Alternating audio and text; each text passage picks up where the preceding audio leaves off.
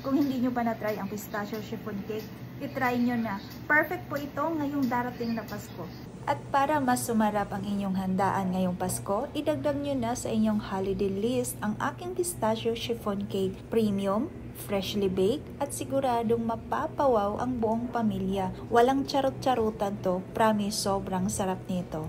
Kung marunong ka nang gumawa ng vanilla, ubi, mango o mocha chiffon cake, alam mong halos pare-pareho lang ang proseso. Pero ang pistachio chiffon cake ko, may kakaibang level na hindi mo makikita sa ordinaryong chiffon. Ang sekreto? Syempre, dahil pistachio chiffon cake ito, ginamitan ko siya ng legit na masarap na pistachio cream from Cavelia at hindi rin pinalampas ang premium pistachio nuts para sa tunay na nutty goodness ang bawat kagat.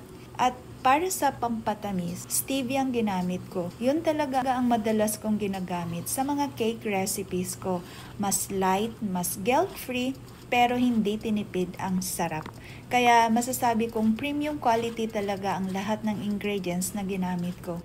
Hindi lang basta chiffon cake, kundi pistachio chiffon cake na super panalo ang lasa, bango, at texture. Kung fan ka ng pistachio, tsak na mai-inlove ka dito. Pistachio chiffon cake na sobrang sarap. Must try.